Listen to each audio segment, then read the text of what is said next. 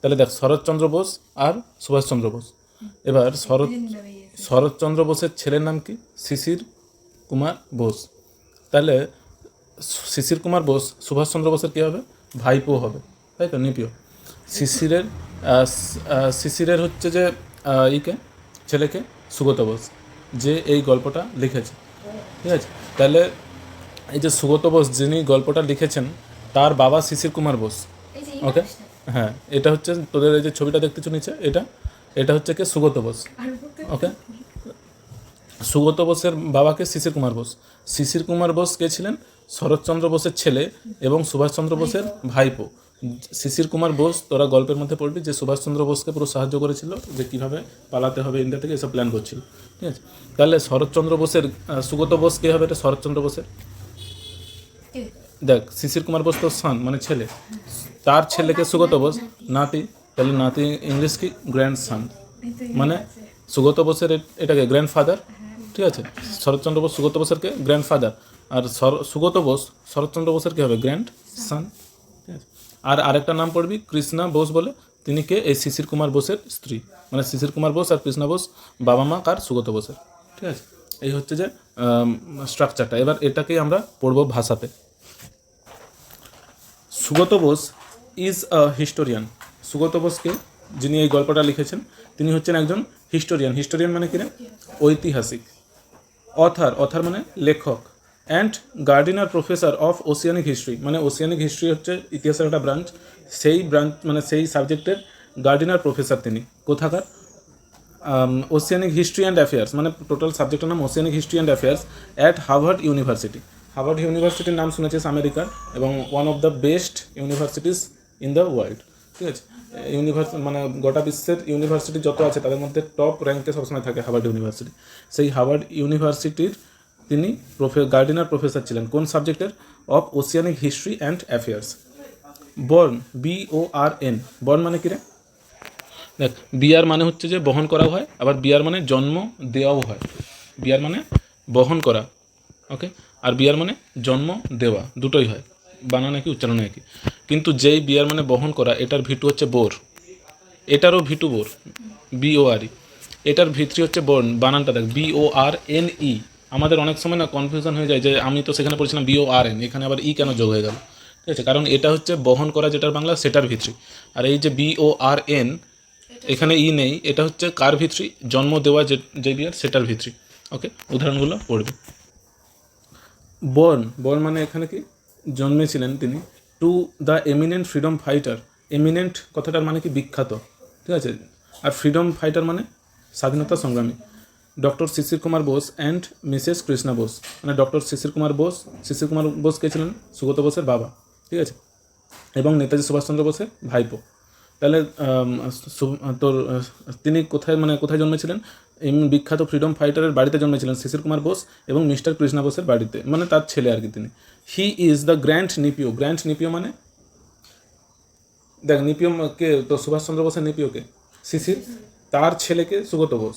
তাহলে সুগত বোস কে হবে? সুভাষচন্দ্র বোসের গ্র্যান্ড নিপিও, তাই তো। গ্র্যান্ড নিপিও অফ নেতাজি সুভাষচন্দ্র বোস, তাহলে তিনি কী ছিলেন?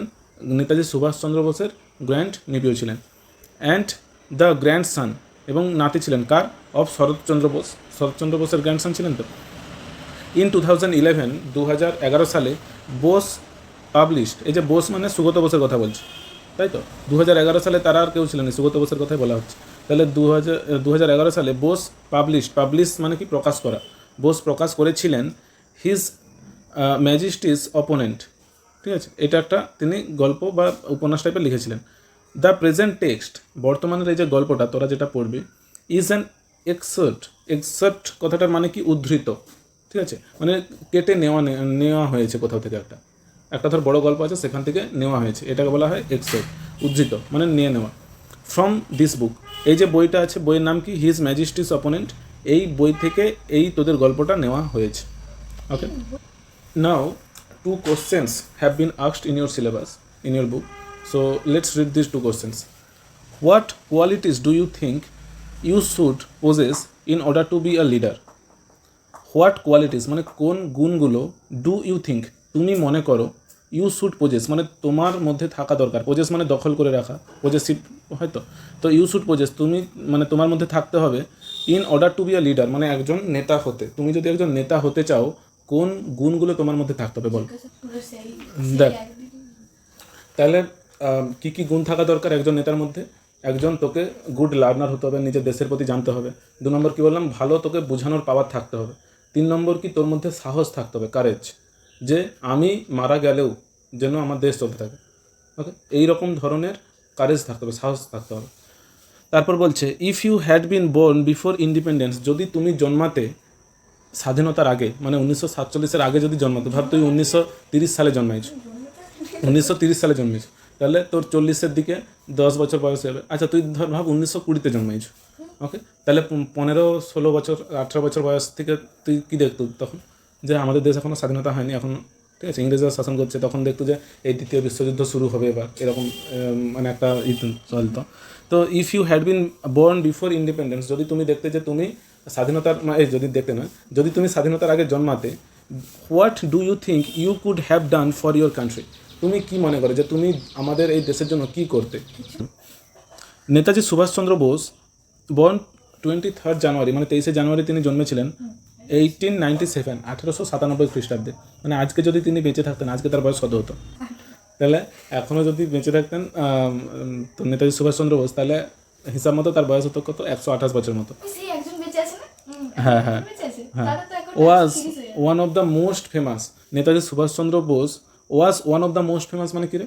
ছিলেন one of the most famous মানে সব থেকে বিখ্যাতদের মধ্যে একজন, ইন্ডিয়ান ন্যাশনালিস্ট লিডার্স মানে ভারতীয় ন্যাশনালিস্ট, কথাটার মানে কি? ন্যাশনালিস্ট মানে কি? স্বদেশ প্রেমিক, যার দেশের প্রতি প্রেম আছে, ওকে, যারা দেশের জন্য কিছু করতে চায় তাদেরকে বলতে পারিস কি ন্যাশনালিস্ট। তাহলে তিনি ছিলেন সবথেকে বিখ্যাত ভারতীয় দেশপ্রেমিক যে নেতারা ছিলেন তাদের মধ্যে একজন। হু ফট মানে যিনি যুদ্ধ করেছিলেন, ফাইট মানে যুদ্ধ করা, ফট মানে যুদ্ধ করেছিলেন বা লড়াই করেছিলেন, ফর ইন্ডিয়াস ইন্ডিপেন্ডেন্স, কিসের জন্য তিনি লড়াই করেছিলেন? ভারতের, ইন্ডিয়াস মানে কি ভারতের, ইন্ডিপেন্ডেন্স মানে কি স্বাধীনতা, তাহলে তিনি লড়াই করেছিলেন ভারতের স্বাধীনতার জন্য। ফ্রম ব্রিটিশ রুল, কাদের হাত থেকে? ব্রিটিশ শাসনের হাত থেকে। টু দিস পারপাস মানে এই উদ্দেশ্যে, হি ফাউন্ডেড, এখানে ফাউন্ড কথাটার মানে হচ্ছে স্থাপন করা, ফাইন্ড মানে খুঁজে পাওয়া, তো ফাইন্ড মানে কি FIND, ফাইন্ড মানে খুঁজে পাওয়া, সেটার V2 ফাউন্ড, ফাউন্ড সেখানে কি V2, কিন্তু এখানে ফাউন্ড ওয়ার্ডটাই V1, ফাউন্ড মানে কি স্থাপন করা, আর এই ফাউন্ড মানে স্থাপন করা, এটার V2 কি ফাউন্ডেড, ঠিক আছে, এই ফাউন্ডটা হচ্ছে ফাইন্ডের V2 নয়, এই ফাউন্ড মানে V1, এটার মানে কি স্থাপন করা। তাহলে হি ফাউন্ডেড মানে তিনি স্থাপন করেছিলেন দ্য ইন্ডিয়ান ন্যাশনাল আর্মি, শর্টকাটে আমরা কি বলি INA, Indian National Army, which included a women's regiment, too মানে ও বোঝাচ্ছে যে যেটার মধ্যে একটা মেয়েদের সৈন্যদলও ছিল। একটা কথা ভাব, তোর দিকে আমি একটু আগেই বলছিলাম যে একজন লিডার হতে গেলে কী পাওয়ার দরকার? কনভিন্সিং পাওয়ার বা বোঝানোর ক্ষমতা। কেন বলছিলাম? তোরা একটা কথা ভাব, নেতাজি সুভাষচন্দ্র বোস তিনি নিজে একটা আর্মি দল গঠন করে দিয়েছিলেন।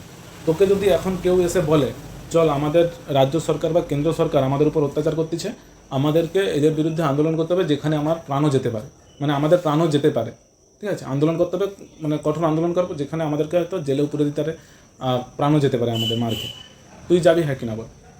যাবি নি? তুই ভাবে এখন আমাদের ডেমোক্রেসি, নেতারা সহজে মারতে পারবে না, কারণ মারলে তাদের অনেক প্রেশার আসবে, আর ইংরেজদের হাতে তো তাদেরই নিয়মকানুন, তারা তোকে মেরে দিলে কোনোই নেই, তার মানে তখন মারা যাওয়ার সম্ভাবনা অনেক বেশি ছিল। সেই রকম সময়ে সে এত লোককে বুঝিয়ে দিয়েছে যে চল আমরা দেশের জন্য লড়, দিয়ে একটা আর্মি দল, নিজের আর্মি দল, মানে ভাবতে পারছো নিজের আর্মি দল মানে কি? তার তো প্রচুর টাকা ছিল, নিজের মানে বিশাল টাকা সে দিতে পারবে, হয়তো একটু আধটু টাকা দিতে পারতো বা জোর খাইয়ে দিত ভালো মন্দ, তার জন্য তারা প্রাণ দিতেও রাজি হয়ে গেছে। মানে সব থেকে যেটা বেশি তাদের মাথায় ঢুকাইছে সেটা কি? টাকা না, দেশপ্রেম, তাই তো? তাহলে তুই একটা কথা ভাব যে একজন মানুষ সে নিজের একটা আর্মি দল গঠন করে ফেলছে যেখানে প্রত্যেকটা মানুষ জানে যে আমাদের যখন তখন প্রাণ যেতেই পারে, ঠিক আছে, তার মানে এইটা কত বড় একটা পাওয়ার ভাবতে পারছো। আমরা সাধারণত পড়ে নাকি তিনি আর্মি দল গঠন করেছেন, আর্মি দল গঠন করাটা এতটা সহজ জিনিস নয়।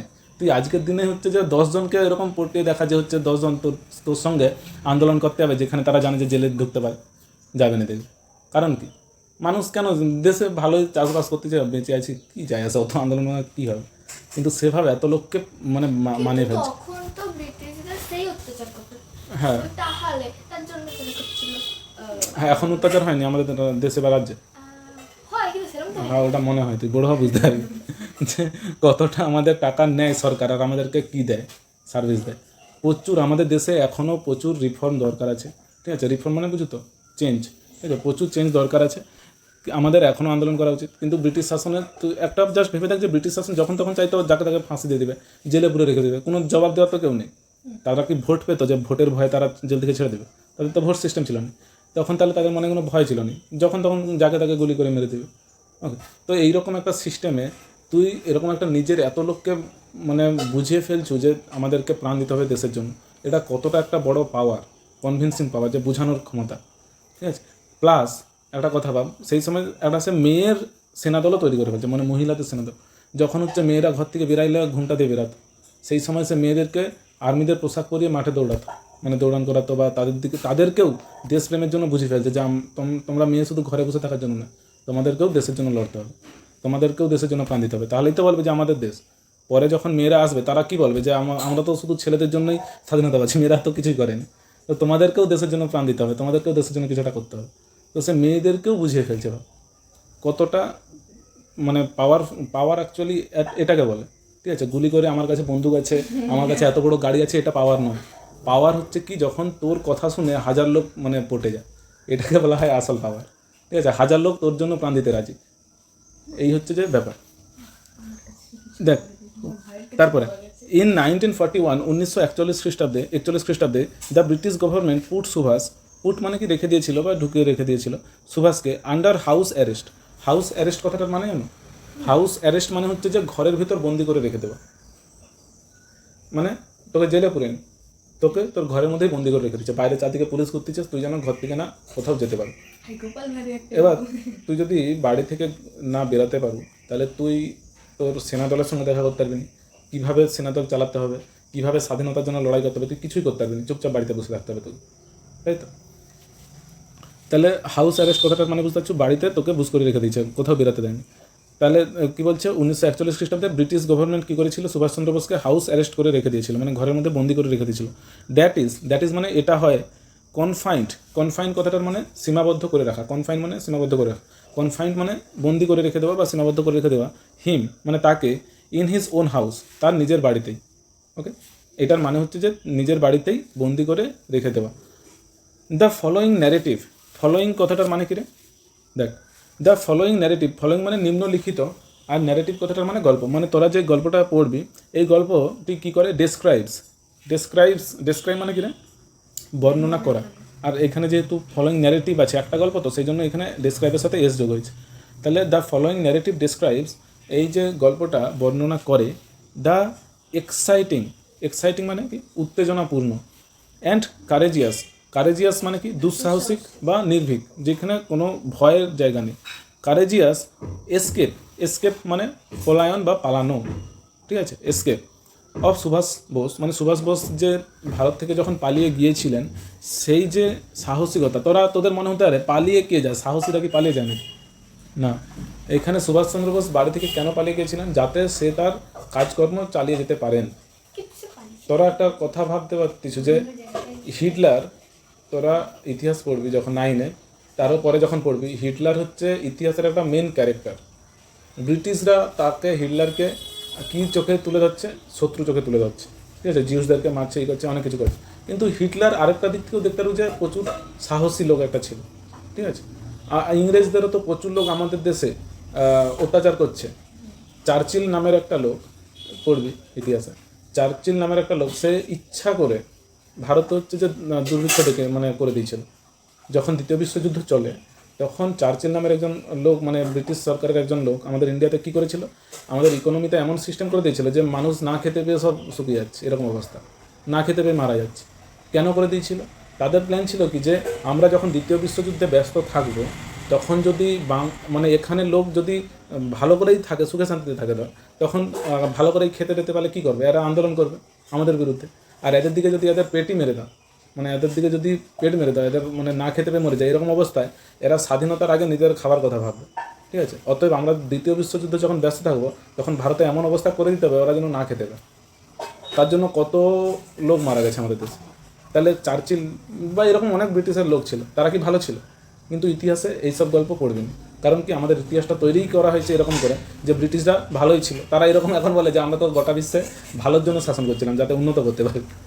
ঠিক আছে, তো হিটলার যেহেতু ব্রিটিশদের বিরুদ্ধে লড়ছিল, সেই জন্য সবসময় হিটলারকে খারাপ বলা হয়। হ্যাঁ, হিটলারকে আমিও ভালো বলতেছি, বাট যতটা খারাপ আমাদেরকে দেখানো হয় অতটাও খারাপ না। ঠিক আছে, সে তার দেশের জন্য করছিল। তারপরে এই যে গল্পটা তাহলে কী করতেছে, কারেজিয়াস এসকেপ মানে সাহসিক পলায়ন। তাহলে পলায়নটা সাহসিক কেন বুঝতে পারছো? দেখ, হিটলারের কথাটা কেন বললাম, হিটলারের মতো লোকভাব নেতাজি সুভাষচন্দ্র বোসের সঙ্গে কানেক্ট ছিল, মানে বন্ধুত্ব টাইপের ছিল, দেখা করতে গিয়েছিল। ঠিক আছে, নেতাজি সুভাষচন্দ্র বোস হিটলারের সঙ্গে দেখা করতে গিয়েছিল যে কীভাবে এই ব্রিটিশদেরকে আমাদের দেশ থেকে তাড়ানো যায়। তার ছবিও আছে, তারা ইন্টারনেটে দেখতে পারো। ওকে, তাহলে নেতাজি সুভাষচন্দ্র বোস অ্যাকচুয়ালি বাড়ি থেকে পালিয়ে গেছিলো এই জন্য নয় যে সে ভয়ে পালিয়ে গেছিলো ব্রিটিশদের, সে যাতে বাইরে গিয়ে তার কাজ চালিয়ে যেতে পারে সেই জন্য সে পালিয়ে গেছিল। ব্যাপারটা বুঝতে পারছো? মানে এই গল্পটা কী করে, তাহলে তার যে দুঃসাহসিক যে পলায়ন সেটাকে বর্ণনা করে অফ সুভাষচন্দ্র বোস, মানে সুভাষচন্দ্র বোসের ফ্রম দ্য ক্লাচেস। ক্লাচ কথাটার মানে হচ্ছে থাবা বলতে পারো, ওকে, চেপে ধরা বলতে পারো। ফ্রম দ্য ক্লাচেস মানে ক্লাচেস অফ দ্য ব্রিটিশ, মানে ব্রিটিশদের যে থাবা থেকে সে পালিয়ে যেতে চেয়েছিল। ব্রিটিশরা তাকে পুলিশদের সবসময় বাড়িতে বন্দি করে রেখেছিল, তো সেই অবস্থা থেকে তিনি পালিয়ে যেতে চেয়েছিলেন। টু কন্টিনিউ হি স্ট্রাগল, কিসের জন্য তিনি পালিয়ে গিয়েছিলেন? দেখ, টু কন্টিনিউ মানে চালিয়ে যেতে, ইনফিনিটিভ। হি স্ট্রাগল তার সংগ্রাম, স্ট্রাগল মানে কি? সংগ্রাম। ফ্রিডম স্ট্রাগল বলি তো, স্বাধীনতা সংগ্রাম। হি স্ট্রাগল মানে তার সংগ্রাম ফর ইন্ডিয়াস ফ্রিডম, কিসের জন্য সংগ্রাম? তার নিজের পেটের জন্য, খাওয়ার জন্য না? বলে আমি প্রচুর স্ট্রাগল করতেছি, কিসের জন্য? যাতে একটা বড় ঘর বানাতে পারি, যাতে একটা গাড়ি কিনতে পারি। ঠিক আছে, এইরকম স্ট্রাগল না। সে কিসের জন্য স্ট্রাগল করছিল? ফর ইন্ডিয়াস ফ্রিডম, ভারতের স্বাধীনতার জন্য। লুকিং পেল অ্যান্ড থিন মানে তাকে দেখাচ্ছিল বিবর্ণ, ফ্যাকাসে এবং থিন মানে রোগা। With a bushy half grown beard, with a bushy half grown beard মানে কি? বুসি মানে কি রে? ঘন। BUSH, বুস কথাটার মানে হচ্ছে বন জঙ্গল বা ঝোপ, ঝোপ বলে বুস। আর বুসি মানে ঝোপঝাড় হয়, কিন্তু এখানে বলবি বুসি হাফ গ্রোন বিয়ার্ড মানে কি? ঘন। হাফ গ্রোন মানে কি? অর্ধেক বৃদ্ধি হয়েছে, এরকম, যেমন আমার যেমন দেখতে পাচ্ছি এরকম। আর বিয়ার্ড মানে কি? দাঁড়ি। ঠিক আছে, এটাকে কী বলে? গোঁফ। আর এটা দাঁড়ি। তাহলে দেখ, হাফ গ্রোন বিয়ার্ড, সুভাষচন্দ্র বোসের গালে একটু মানে যে দাঁড়িগুলো একটু বড় বড় হয়ে গেছিলো। কেন? কারণ তাকে অনেক কিছুদিন বাড়ি থেকে বেরোতে দেয়নি। ঠিক আছে, বাড়ি থেকে বেরোতে দেয়নি, সে কাটেওনি কোনো কারণে। যাই হোক, সুভাষ ওয়াজ রিক্লাইনিং। রিক্লাইন কথাটার মানে কী রে? রিক্লাইন কথাটার মানে হচ্ছে যে তোর তোদের বইয়ে কী দিয়েছে দেখ, লিনিং ব্যাক মানে হেলান দিয়ে এরকম পিছনে ঠেস দেওয়া। হ্যাঁ, মানে ধর দেওয়ালে বা খাটের এরকম হেলান দিয়ে বসে থাকা বা অর্ধেক শুয়ে থাকা, এরকমকে বলা হয় কি? রিক্লাইনিং। তাহলে দেখ কী বলছে, সুভাষ ওয়াজ রিক্লাইনিং, সুভাষ এরকম হেলান দিয়ে শুয়েছিল। অন হিজ পিলো, তার বালিশের ওপর। ওয়েন শিশির মানে যখন শিশির, হিজ নিপিও তার ভাইপো। দেখ এখানে সেন্টেন্সগুলো দেখ কীরকম দেওয়া আছে। যখন শিশির, কমাতে লিখে দিচ্ছে তার ভাইপো, আবার কমা দিয়ে দিচ্ছে, এন্টার। তাহলে মেন সেন্টেন্স গেল ওয়েন শিশির এন্টার্ড, কিন্তু মাঝে কী ঢুকে দিচ্ছে? হিজ নেপিওটা। ঠিক আছে, হিজ নেপিওটা ঠিক কার পাশে আছে? শিশিরের পাশে। সেন্টেন্সগুলো লক্ষ্য করবি ভালো করে, যাতে রাইটিংয়ে তোরা এরকম লিখতে পার। তাহলে সুভাষ কী করছিল? বালিশের ওপর হেলান দিয়ে শুয়েছিল। যখন শিশির, কমা দিয়ে লিখছে তার ভাইপো, এন্টার মানে প্রবেশ করেছিল। এন্টার মানে প্রবেশ করা, ইডি আছে মানে প্রবেশ করেছিল। সুভাষের বেডরুম, সুভাষ অ্যাপোস্ট্রফি এস আছে মানে কি? সুভাষ এর। আর বেডরুম, বেডরুম মানে শোয়ার ঘর। ঠিক আছে, বিছানা, যেখানে বিছানা আছে সেখানে। দ্যাট ডিসেম্বর, ওই ডিসেম্বর আফটারনুন, আফটারনুন মানে বিকেলবেলা। তাহলে একটা ডিসেম্বর মাসের বিকেলবেলাতে শিশিরকে সুভাষচন্দ্রের নিপিও বা ভাইপো, তিনি সুভাষচন্দ্রের বেডরুমে এসে এন্টার করেছিলেন, প্রবেশ করেছিলেন। সুভাষচন্দ্র বোস তখন বিছানার উপর কী করছিলেন? বালিশের উপর হেলান দিয়ে শুয়েছিলেন, যার গোঁপগুলো, দাঁড়িগুলো মানে অর্ধেক বেড়ে উঠেছিল এবং ঘন ছিল, এবং তাকে খুব ফ্যাকাসে দেখাচ্ছিল, তার মুখ মানে অতটা আনন্দের ছিল না, এবং তিনি হালকা রোগা হয়ে গেছিলেন যেন। কারণ তোকে যদি ঘরবন্দি করে রেখে দেয়, নিশ্চয়ই তুই আনন্দে থাকবি না। যদিও তুই হয়তো থাকবি, বলে বাহ, কোনো আর কাজ করতে হবে না, সারাদিন বসে থাকবে এবার।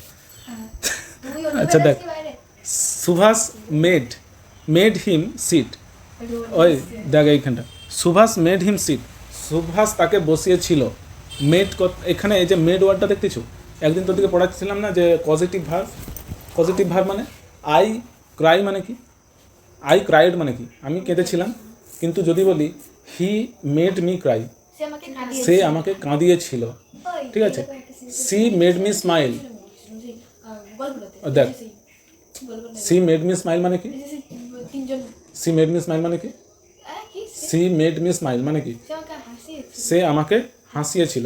সেরকম এখানে দেখ সুভাষ মেড হিম সিট মানে সুভাষ তাকে বসিয়েছিল, বুঝতে পারছো, সুভাষ তাকে বসিয়েছিল।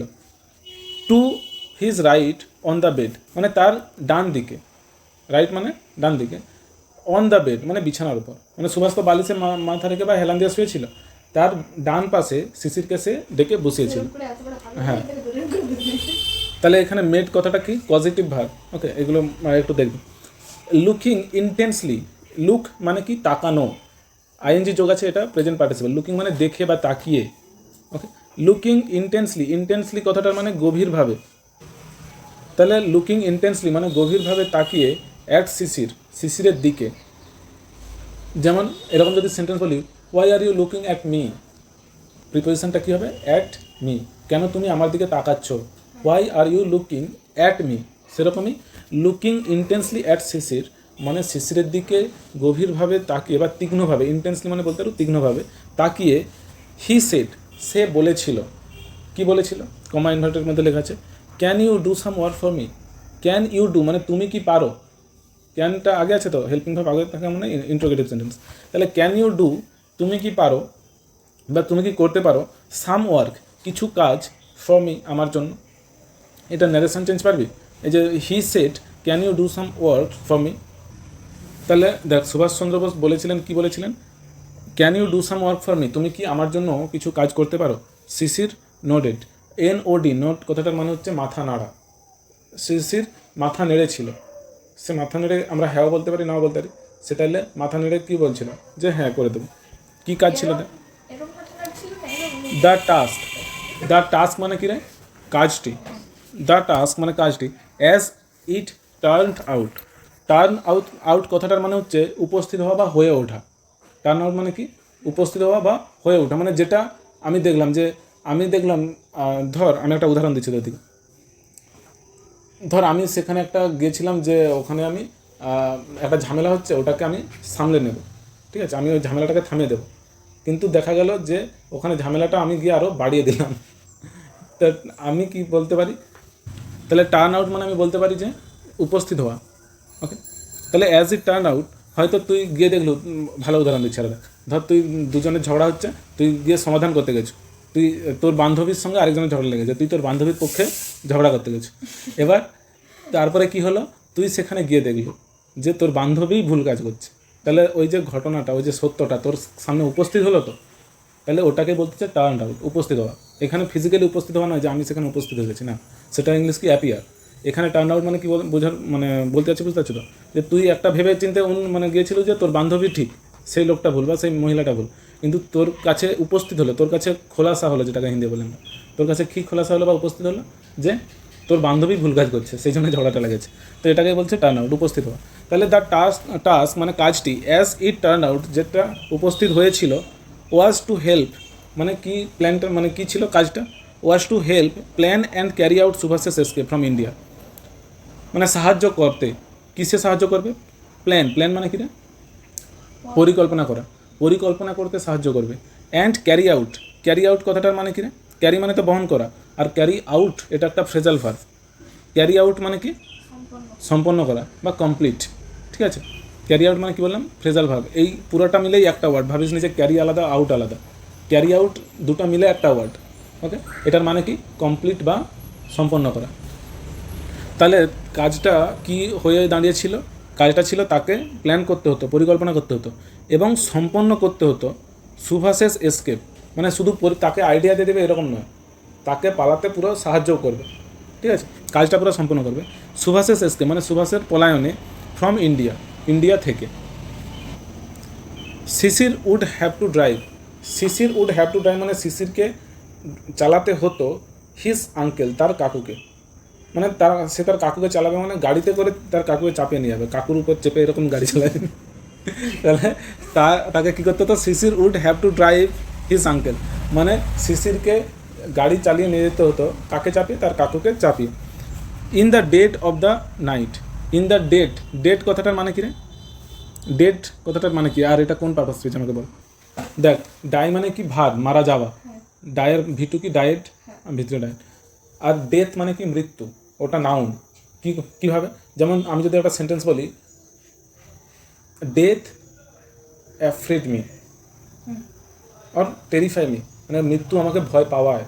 তুই প্রশ্ন করবি কি, হোয়াটের উত্তরে কি আসবে, ডেথ। তার মানে হোয়াটের উত্তরে দিলে কি, সেটা নাউন হয় তো, কে কি বা কে ভয় পাওয়ায়, এগুলো সব নাউন তো। তাহলে এটা ডেথ ওয়ার্ডটা কি, নাউন। আর ডেড মানে কি মৃত, এটা অবস্থা বোঝাচ্ছে যে জীবন্ত না মৃত নাকি না জড়। তো ডেড মানে কি মৃত, এটা অ্যাডজেক্টিভ। তাহলে এখানে দেখ, ডেড মানে মৃত নয়, এখানে ডেড মানে বলতে চাচ্ছে যে জীবন শূন্য। ডেড মানে কি জীবন শূন্য, মানে যখন হচ্ছে রাত্রেবেলা চারিদিক পুরা চুপচাপ, চারিদিক পুরা নিঃশব্দ, সেটাকে আমাদের মনে হতে পারে কি ডেড, যে এই অবস্থাটা, যে শহরটা এখন মৃত, শহরটা এখন ঘুমিয়ে পড়েছে, এরকম তোদের সেন্টেন্স আছে। যে জীবন শূন্য মানে বুঝতে পারছো তো, যদি ধর একটা মরুভূমি আছে যেখানে কোনো মানুষজন থাকেনি, কোনো প্রাণী থাকেনি, সেখানে আমি কি বলতে পারি, হ্যাঁ আমি কীরকম বলতে পারি যে ডেড প্লেস। ডেড প্লেস মানে কি মৃত জায়গা, যে এইখানে কোনো প্রাণী নেই, মৃত জায়গা, জায়গাটাকে আমি মৃত করে দিচ্ছি, কিন্তু জায়গাকে কোনোদিনও মরে, সেটা জড় বস্তু। তাহলে in the dead of the night মানে জীবন শূন্য রাতের মধ্য দিয়ে, জীবন শূন্য রাতে মানে যখন প্রত্যেকজন বাড়িতে যে যার ঘুমাবে, এরকম একটা রাত্রিবেলায় তাকে তার কাকুকে চাপিয়ে নিয়ে যেতে হবে টু আ রেলওয়ে স্টেশন, মানে একটা রেলওয়ে স্টেশনে, ফার অ্যাওয়ে ফ্রম ক্যালকাটা, যেটা কলকাতা থেকে অনেকটা দূরে। ফার মানেও দূরে, অ্যাওয়ে মানেও দূরে, কিন্তু ফার অ্যাওয়ে মানে অনেক দূরে, ফ্রম ক্যালকাটা কলকাতা থেকে। From his uncle's residence, residence কথাটার মানে কি বাসস্থান, ঠিক আছে, যেখানে বসবাস করে রেসিডেন্স বলে। আর রেসিডেন্ট মানে কি বসবাসকারী। তাহলে ফ্রম হিজ আঙ্কেলস রেসিডেন্স মানে তার কাকুর যে বাসস্থান থেকে, অ্যাট এলগিন রোড, তাহলে তার কাকুর বাসস্থান কোথায়, কাকু মানে কি এখানে সুভাষচন্দ্র বোস, তার কাকুর বাসস্থান কোথায়, অ্যাট এলগিন রোড, এলগিন রোডে। শিশির ওয়াকড ব্যাক, ওয়াক ব্যাক মানে কি রে, ফিরে আসা, হেঁটে ফিরে আসা, ব্যাক মানে পেছনে আসা বা ফিরে আসা। তাহলে শিশির ওয়াকড ব্যাক, শিশির হেঁটে ফিরে এসেছিল দ্যাট নাইট, ওই রাতে। সে গিয়েছিল কখন, বিকেলবেলা, তাহলে ফিরতে ফিরতে রাত হয়ে গেছে, তাহলে ওই রাতে সে ফিরে আসছিল টু হিজ ওন হাউস, তার নিজের বাড়িতে। অ্যাট ওয়ান উডবার্ন পার্ক, মানে তার তাহলে নিজের বাড়ি কোথায় ছিল, শিশিরের নিজের বাড়ি কোথায় ছিল, ওয়ান উডবার্ন পার্ক শিশিরের লোকেশান, আর তার কাকুর লোকেশান কি এলগিন রোড। এটার জন্য গুলিয়ে না যায়, সুভাষচন্দ্র বোসের লোকেশান এলগিন রোড আর শিশিরের লোকেশান ওয়ান উডবার্ন পার্ক। শিশির কী করছিল, তার কাকুর যে লোকেশান থেকে বা রেসিডেন্স থেকে, বাসস্থান থেকে সে হেঁটে ফিরছিল ওই রাত্রেবেলায় তার নিজের বাড়িতে। কীরকম অবস্থায়, in a state of wonder, state মানে কি অবস্থা, স্টেট মানে রাজ্য হয় তো, হ্যাঁ, স্টেট মানে আর কি হয়, বক্তব্য দেওয়া হয়। হি স্টেটেড দ্যাট, সে বক্তব্য দিয়েছিল যে, এরকম স্টেটমেন্ট, সেখান থেকে একটা ওয়ার্ড হয় স্টেটমেন্ট। তাহলে দেখ, in a state of wonder, in a state of wonder মানে তার অবস্থাটা কেমন ছিল, ওয়ান্ডার মানে অবাক হয়ে যাওয়া, বিস্ময়, আশ্চর্য হয়ে যাওয়া, মানে সে যখন হেঁটে হেঁটে বাড়ি ফিরছিল সে খুবই অবাক ছিল যে কাকু বাড়ি ছেড়ে চলে যাবে চিরকালের জন্য, মানে আর কোনোদিনও ভারতে ফিরে আসবে না, এরকম অবস্থায়। তাহলে in a state of wonder মানে তার অবস্থা খুবই সে আশ্চর্য ছিল, এরকম অবস্থায় তিনি হেঁটে বাড়ি ফিরছিলেন। অ্যান্ড সাবডিউড এক্সাইটমেন্ট, সাবডিউড কথাটার মানে কি চাপা, তোদের বই কি দিয়েছে দেখ, হাস্ট মানে চাপা বলে দিবি, যে সাবডিউড মানে চাপা, এক্সাইটমেন্ট মানে কি উত্তেজনা, তার মনের মধ্যে একটা চাপা উত্তেজনা কাজ করছিল। উত্তেজনা মানে কি, যে কীভাবে এইটা হবে, আর যদি কাকু চলে যায় ভারতে কি খবর হবে, যে নেতাজি সুভাষচন্দ্র বোস পালিয়ে গেছে ইন্ডিয়া থেকে, এরকম আমি নিজে থেকে বলতেছি। সে যে এগুলোই ভাবছিল সেটা আমি জাস্ট বলতেছি যে কী জন্য তার উত্তেজনাটা হতে পারে। সে ভাবছিল যে কাকু চিরকাল চলে গেলে বাড়ির লোককে আমি কী জবাব দেবো, তার কারণ তার সাথে তার কাকুর খুব ভালো সম্পর্ক। সে যদি বাড়ি থেকে চলে যায়, তার কাকু বাড়ি ছেড়ে চলে যায়, সবাই তো তাকে জিজ্ঞাসা করবে কোথায় গেছে বল কী কর। তাই জন্য তার মনের মধ্যে একটা এক্সাইটমেন্ট কাজ করছিল, চাপা এক্সাইটমেন্ট, ঠিক আছে, চাপা উত্তেজনা কাজ করছিল। এবং তার অবস্থা কীরকম ছিল, খুবই আশ্চর্য, মানে সে খুবই অবাক হয়েছিল, আশ্চর্য হয়েছিল এবং বিস্ময়কর হয়েছিল তার, মানে সে অতটাও খুশিতে, মানে আর যে খুশিতে ছিল না, যেটা বলে দিবি যে সে একটা আশ্চর্যজনক অবস্থায় চলে গিয়েছিল যে এরপরে কী হবে আমাদের দেশে। সে নিজেও একজন ফ্রিডম ফাইটার ছিল তো, প্রথমেই পড়ছিলাম যে তাহলে নেতাজি সুভাষচন্দ্র বোস যদি আমাদের দেশ ছেড়ে চলে যায়, এরপরে তাহলে আমাদের দেশের অবস্থা কী হবে, দেশে এত বড় যে আর্মি দল, এটাকে কে চালাবে, আবার বাইরে যদি চলেও যায়, বাইরে থেকে কি অতটা ভালো করে চালানো যাবে? আমাদের দেশের প্রধানমন্ত্রী যদি বাইরের দেশে গিয়ে বসে থাকে, দেশ চলবে? আমাদের দেশের নেতারা সব যদি বাইরে চলে যায়, হবে কি দেশ চলবে? সেরকমই যদি নেতাজি সুভাষচন্দ্র বোস নিজেই বাইরে পালিয়ে যায়, মানে তাকে চলে যেতে হয়, তাহলে এইভাবে এইখানে যে সংগ্রামগুলো কে চালাবে? বুঝতে পারছো ব্যাপারটা? মানে তার মনের মধ্যে এক্সাইটমেন্ট কিসের এইটার, এই নয় যে বাহ কাকু বাড়ি থেকে চলে যাবে, বাড়িতে আবার আমার হয়ে যাবে, এইটার এক্সাইটমেন্ট না। তারপর দেখ, the police were keeping watch, the police were keeping কোন টেন্সে? Past continuous tense. Police were keeping watch, watch মানে কি রে? দৃষ্টিপাত বা নজর। ওয়াচ মানে ঘড়ি হয়, নাউন। ওয়াচ মানে দেখা হয়, ভার। আবার ওয়াচ মানে নজর বা দৃষ্টিও হয়, সেটা নাউন। ঠিক আছে, এখানে ওয়াচ মানে নজর বা দৃষ্টি, এটা নাউন অ্যাকচুয়ালি। দেখ, the police were keeping watch মানে পুলিশেরা রাখছিল। এবার তুই বলি কী রাখছিল? হোয়াট? আমি কি বলবো? ওয়াচ, নজর। অন সুভাষেস হাউস, সুভাষের ঘরের ওপরে। তাহলে এই যে অন সুভাষেস হাউস, এটা কি ফ্রেজ? Adverbial phrase. তুই যদি প্রশ্ন করো হোয়ার, কোথায় নজর রাখছিল, আমি উত্তরে কী বলবো? অন সুভাষেস হাউস, সুভাষের বাড়িতে। ঠিক আছে, বাড়ির ওপর। তাহলে সেন্টেন্সটা গোটাটা পর, যে পুলিশরা কী করছিল, তা সুভাষের বাড়ির ওপর নজর রাখছিল। দো মানে যদিও, ইট ওয়াজ নর্মাল ফর আ নিপিও, যদিও এটা ছিল সাধারণ ব্যাপার। নর্মাল মানে কি? সাধারণ। ফর আ নিপিও মানে একজন ভাইপোর জন্য, to visit an ailing uncle. To visit মানে দেখা করতে বা দেখা করা। অ্যান এইলিং কথাটার মানে কি রে? বই কি দিয়েছে দেখ, সিক মানে কি? অসুস্থ। তাহলে আর আঙ্কেল মানে কাকু। মানে পুলিশরা তার বাড়ির উপর সবসময় নজর রাখতো। ব্রিটিশ সরকার তার বাড়ির চারপাশে পুলিশ মজুদ রাখছিল, যে পুলিশরা জন্য তার মানে বাড়িতে সবসময় নজর রাখে, যে সে কী করতেছে, কোনো সেনাদলের সঙ্গে কন্ট্যাক্ট করতেছে কিনা, সবসময় নজর রাখত। কিন্তু একজন অসুস্থ কাকু মানে কাকে বোঝাচ্ছে? সুভাষচন্দ্র বোসকে। অসুস্থ কাকুকে তার ভাইপো দেখতে আসবে, এটা একটা সাধারণ ব্যাপার। এইখানে মানে পুলিশরা কিছু বলতো না। বুঝতে পারছো তো ব্যাপারটা? মানে পুলিশরা সন্দেহ করতো না। যদি অন্য লোক আসতো তাহলে পুলিশ সন্দেহ করতো, এই কেন এলো, কোনো আমাদের বিরুদ্ধে কাজ করবে না তো। কিন্তু অসুস্থ কাকুকে তার ভাইপো দেখতে আসে, এটা একটা সাধারণ ব্যাপার, সেই জন্য পুলিশরা কিছু বলতো না। তাহলে যদিও এটা ছিল একটা সাধারণ ব্যাপার যে তার অসুস্থ কাকুকে একজন ভাইপো দেখতে আসবে। সুভাষ হ্যাড মানে সুভাষের ছিল। যদি বলি আই হ্যাভ মানে কি? আমার আছে। আই হ্যাড মানে আমার ছিল। সেরকম সুভাষ হ্যাড মানে সুভাষের ছিল। অ্যান অ্যাডিশনাল এক্সকিউজ, অ্যাডিশনাল কথাটার মানে কি দিয়েছে বই দেখ? এক্সট্রা মানে কি? বাড়তি। ঠিক আছে, অতিরিক্ত। তাহলে সুভাষের ছিল একটা অতিরিক্ত এক্সকিউজ মানে কি? অজুহাত। সুভাষের কী ছিল? এক্সট্রা একটা অজুহাত ছিল। ফর মিটিং মানে দেখা করার জন্য, মানে ফরের পর মিটিং আছে তো, এটা জেরান্ট। তাহলে ফর মিটিং মানে দেখা করার জন্য হিজ নেপিও, তার ভাইপোর সাথে। তাহলে তার ভাইপোর সাথে দেখা করার জন্য তার একটা অতিরিক্ত অজুহাত ছিল। অজুহাতটা কী রে? যে আমি অসুস্থ, আমার ভাইপো আমাকে দেখতে আসছে। কিন্তু তার ভাইপোও যে অ্যাকচুয়ালি ফ্রিডম ফাইটারের দলের সঙ্গে যুক্ত, সেও যে সব কাজকর্ম করতেছে, পুলিশরা অতটা সন্দেহ করতো না তার ভাইপোকে। Next, Sisir was good at operating the radio. Sisir ছিল গুড মানে কি রে? ভালো। অ্যাট অপারেট কথাটার মানে কি বল? চালনা করা, পরিচালনা করা, অপারেট। তাহলে অ্যাট অপারেটিং শিশির ভালো ছিল। কিসে ভালো ছিল? চালনা করায় দ্য রেডিও মানে কি রে? রেডিও দেখছো তোরা? হ্যাঁ, সে একটা অ্যান্টিনা উঠে থাকতো, ব্যাটারি দিয়ে চালাতো, বা পরে কারেন্টেও চলতো রেডিও। এখন ফোনেও চলে রেডিও, কিন্তু কেউ শুনেনি অতটা। Sisir was good at operating the radio. Sisir ওই রেডিও চালাতে ভালো পারতো। তোরা হাসবে, বলি এটা আবার কী জিনিস, মানে রেডিও চালাতে জানতো, এটাতে আর আমরা ফোন চালাই এখন।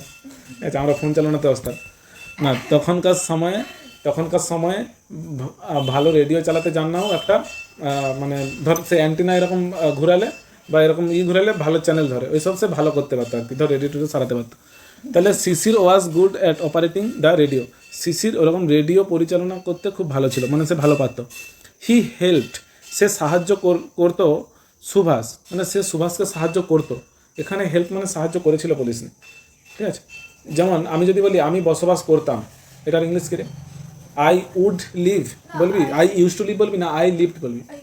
লিভড। ঠিক আছে, আমি বসবাস করতাম, ওটা অভ্যাসগত শুনতে লাগলেও ভিটু ইউজ করবি। সেরকম হি হেল্প মানে সে সাহায্য করতো। কাকে সাহায্য করতো? সুভাষকে। লিসেন টু ফরেন ব্রডকাস্ট, সে সুভাষকে কিসে সাহায্য করতো? ফরেন ব্রডকাস্ট মানে কি রে? ফরেন মানে কি? দেখ, ফরেন মানে কি বললাম? বিদেশি। আর ব্রডকাস্ট মানে রেডিও। এখানে দেখ তোদের বই দিয়েছে ব্রডকাস্ট মানে রেডিও মেসেজ। রেডিওতে যেই খবরগুলো আসতো, মেসেজগুলো আসতো, বা বলে দেবি কি সম্প্রচার যেগুলো আসতো, সেইগুলো তিনি শুনতেন। কে শুনতেন? সুভাষচন্দ্র বোস। এবং তাকে কে সাহায্য হতো? হি হেল্প সুভাষ, মানে সে তাকে সাহায্য করতো শিশির। অ্যাকচুয়ালি শিশির তাকে সাহায্য করতো কী করতে? বিদেশির যে ব্রডকাস্টগুলো বা সম্প্রচারগুলো শুনতে। সুভাষ অ্যান্ড শিশির ডিসকাস্ট, সুভাষ এবং শিশির আলোচনা করেছিল। ডিসকাস কথাটার মানে কী রে? আলোচনা করা। ডিসকাস্ট মানে আলোচনা করেছিল। ভেরিয়াস, ভেরিয়াস মানে বিভিন্ন, মিন্স মানে উপায়, মিন্স মানে কি বললাম? উপায়, অফ এসকেপ মানে পলায়নের। তাহলে সেন্টেন্সটার মানে কি হলো? সুভাষ এবং শিশির আলোচনা করেছিল পালানোর জন্য বিভিন্ন উপায়ের, মানে তারা দুজন বসে আলোচনা করছিল যে কীভাবে পালানো যেতে পারে। একটা বাইরে থেকে হেলিকপ্টার আসবে, আমাকে তুলে নিয়ে চলে যাবে, পুলিশরা কি চলবে না, এরকম তো হবে না। আমাকে যেতে হবে সবার চোখ এড়িয়ে, যাতে পুলিশরা না আমাকে ধরতে পারে। আচ্ছা, ফাইনালি মানে অবশেষে, দে ডিসাইডেড। ডিসাইড কথাটার মানে কি রে? ডিসাইড মানে সিদ্ধান্ত নেওয়া। দে ডিসাইডেড তারা সিদ্ধান্ত নিয়েছিল টু ড্রাইভ। ড্রাইভ মানে কি রে? চালানো। তাহলে টু ড্রাইভ মানে চালাতে, ড্রাইভ আউট মানে চালিয়ে বাইরে যাওয়া। ড্রাইভ আউট মানে কি? চালিয়ে বাইরে যাওয়া। তাহলে ফাইনালি মানে অবশেষে দে ডিসাইডেড তারা ঠিক করেছিল টু ড্রাইভ আউট মানে চালিয়ে যেতে বাইরে, in the most natural fashion. এই ফ্যাশন কথাটার মানেও হচ্ছে যে মিন্স বা ওয়ে। ওয়ে মানে কি? উপায়। ওয়ে মানে রাস্তা নয়।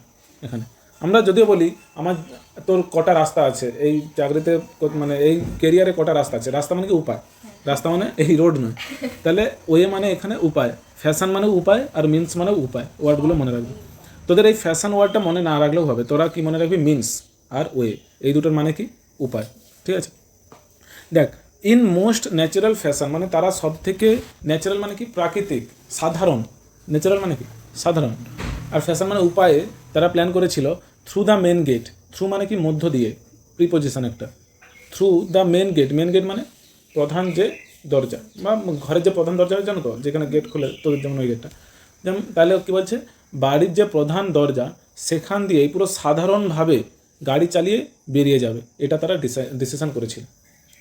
আমি এটা উদাহরণ দিয়ে থাকি যে তোরা ছোটোবেলায় লুকিয়ে লুকিয়ে ধর পাড়াতে কোথাও খেলা হয়, খেলতে যাবি, ঠিক আছে? এবার তোরা যাও কিনা আমি জানি, বা ছোটোবেলায় যেত কিনা। আমরা কীরকম করতাম? ধর দুপুরবেলা ঘুমাচ্ছি তো, ঘুমাতে ঘুমাতে আস্তে আস্তে পুরো বিছানা থেকে নামবো। যদি মা বাবা দেখে ফেলে, হঠাৎ করে বলতো ও বাইরে যাচ্ছেন, ঠিক আছে? কিন্তু যদি ধরা না পড়ি, আস্তে আস্তে পুরো বিছানা থেকে নামবো, নেমে আস্তে আস্তে চাবি খুলবো ঘরে, যাতে কোনো আওয়াজ না হয়, দিয়ে এরকম চাবিটা পিছন দিকে গলিয়ে ছুন মাঠে। ওকে। আর আরেকটাও ভালো উদাহরণ দিই। ধর তুই ঘরে বাজারকে যাবি, তুই ঘরের পিছন দিক দিয়ে যখন বেরাবি তখন কী করবে? তোর মা বাবা সন্দেহ করবে তো, তুই ঘরের পিছন দিক দিয়ে কোথায় যাচ্ছিস? আর ঘরের আগের দিক দিয়ে গেলেই ও কোথাও যাচ্ছে, একটা বাইরে পাড়ায় হয়তো যাচ্ছে, দিয়ে চলে গেল বাজারে ঘুরতে, ঠিক আছে? আর অনেকক্ষণ ঘরে আসুন। তাহলে কোন জিনিসটাই ঘরের লোক বেশি সন্দেহ করবে? যেটা যখন মেন গেট দিয়ে বেরোবি না, পিছন দিকে লুকি লুকি বেরোবি, লুকি লুকি বেরালে বেশি সন্দেহ করবে। আর সাধারণভাবে বেরালে নর্মাল ব্যাপার। শিশির কোথা দিয়ে আসতো? মেন গেট দিয়ে। শিশির আজকে হেঁটে এসেছিলো, কিন্তু বেশিরভাগ দিন সে তার গাড়িয়ে করে আসে। ওকে, তার গাড়ির নাম আমরা এক্ষুনি পড়বো। সে গাড়িয়ে করে আসে, মেন গেট দিয়ে আসে, আবার মেন গেট দিয়ে গাড়ি করে বেরিয়ে যায়। তাহলে তারা কি ডিসিশন করলো অবশেষে? যে আমরা যে যখন বেরিয়ে যাব তখন আমরা কোনো পিছন গেট দিয়ে বেরোবো না, আমরা মেন গেট দিয়ে বেরোবো। শিশির যেরকম গাড়ি নিয়ে আসে ওরকম গাড়িতে করেই যাবে, কিন্তু সেই গাড়ির পেছনে থাকবে কে? সুভাষচন্দ্র বোস বসে থাকবে। বলতে দে, দেখ, তোর শিশির গাড়ি চালিয়ে আসে, আবার গাড়ি চালিয়ে যায় তো, পুলিশ তো সেটা প্রত্যেকদিন দেখে, অভ্যস্ত সেটার সাথে, মেন গেটে যায় আসে। এবার একদিন যদি গাড়ির পেছনে লুকিয়ে সুভাষচন্দ্র বসু ওই গাড়ি বেরিয়ে চলে যায়, তাহলে পুলিশ নাও দেখতে পারে, ঠিক আছে? মানে ব্যাপারটা বুঝতে পারছো? তো ও ভাবছে যে ঘরের পুরো পাশেই, না বাড়ির যে ধর মেন গেটের বাইরে, পুলিশরা কোথায় আছে? ঘরের বাইরে। ঘরের বাইরে মানে পাঁচিল যে আছে ঘরের তারও বাইরে, মানে রাস্তাতে পুলিশরা গার্ড দিচ্ছে। হ্যাঁ হ্যাঁ, মেন গেট দিয়ে পাঁচিলের ভিতর ঢুকে, ঘরের ভিতরে পুলিশ নেই, মানে পাঁচিলের ভিতরে পুলিশ নেই, পাঁচিলের বাইরে সব পুলিশ গার্ড দিচ্ছে, রাস্তাঘাটে সব বসে থাকে। পড়বি তোরা যে পুলিশরা কী করতো, সব সেই চার যে খাটগুলো হয় ছোটো ছোটো দড়িতে বেলা, তাতে পুলিশরা বসে থাকতো, শীতকালে তারা কম্বল চাপায় রাস্তায় শুয়ে থাকতো, গার্ড দিত, পাঁচের ভিতরে না। তাহলে গাড়ি নিয়ে এসে তো পাঁচিলের ভিতরে ঢুকলো মেন গেট দিয়ে, এবার বেরিয়ে যায়, সেরকম পুলিশরা অতটা সন্দেহ করেনি, ঠিক আছে?